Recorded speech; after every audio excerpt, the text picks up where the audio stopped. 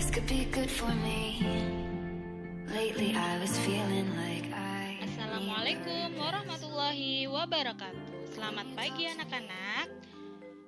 Apa kabarnya? Semoga kalian dalam keadaan sehat walafiat. Hari ini kita akan belajar tentang simple past tense. Nah, apa sih simple past tense itu? Simple past tense digunakan untuk membicarakan tentang masa lalu atau sesuatu yang telah terjadi.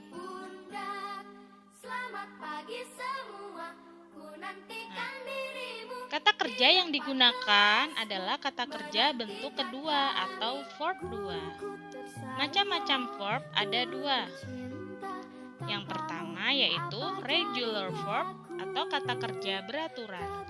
Tambahkan kata ed di belakang kata. Nah, ini adalah contohnya. Verb 1, watch. Ketika dia verb 2, maka di belakangnya itu ada tambahan ed, jadi watch. Nah, untuk kata kerja yang bentuk kedua itu namanya irregular verb, kata kerja tidak beraturan. Katanya berubah. Verb 1 do. Nah, ketika verb 2 dia menjadi did. Nah, ini tidak beraturan. Bagaimana cara mengetahuinya? Nah, kalian harus membuka kamus atau menghafalkannya. Nah, jadi kalau yang beraturan itu pakai ed belakangnya, yang tidak beraturan harus dihafalkan. Nah, ini adalah vocabularies atau kosakata dari beberapa regular and irregular verb. Nah, yang sebelah kiri ini adalah regular verb, kemudian yang kanan adalah irregular verb. Jadi kalian harus tahu ya. Nah, penggunaan waktu dari simple past tense itu menggunakan kata yesterday atau kemarin, kemudian last, yang lalu, last week, minggu lalu. Nah, last month, bulan lalu, last year, tahun lalu, last night, tadi malam, dan seterusnya. Kemudian ada kata-kata ago di akhir kalimat, a week ago, seminggu yang lalu, 2 days ago, 2 hari yang lalu, dan seterusnya. Jadi, ini adalah penggunaan keterangan waktu. Nah, untuk bentuk kalimatnya ada 3. Yang pertama positif, yang kedua negatif, yang ketiga adalah interrogatif atau kalimat tanya. Nah, ini adalah contoh dari irregular verb atau kata kerja yang tidak beraturan. I went to Yogyakarta last year. Nah, di sini kata awalnya adalah go, pergi. Verb 2-nya adalah went. Nah, di sini kalimat positif itu menggunakan verb 2, went.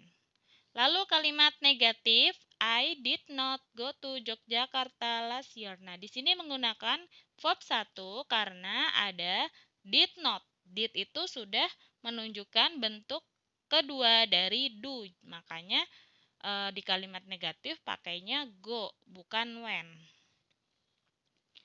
Kemudian kalimat interrogatif atau kalimat tanya, did-nya di depan, lalu subjek dan go. Di sini menggunakan verb 1 karena ada kata did di depan.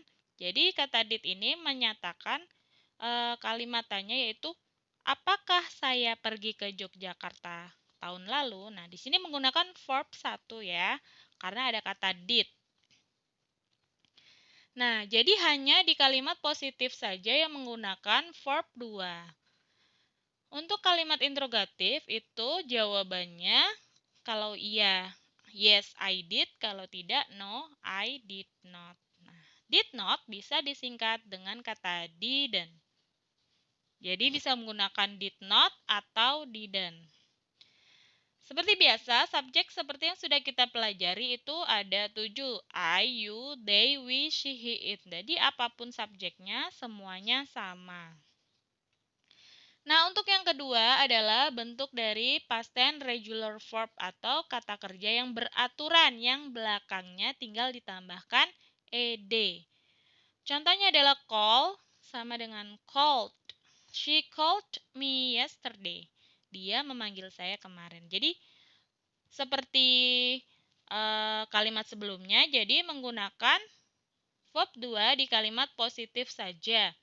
Untuk kalimat negatif dan interrogatif menggunakan verb 1.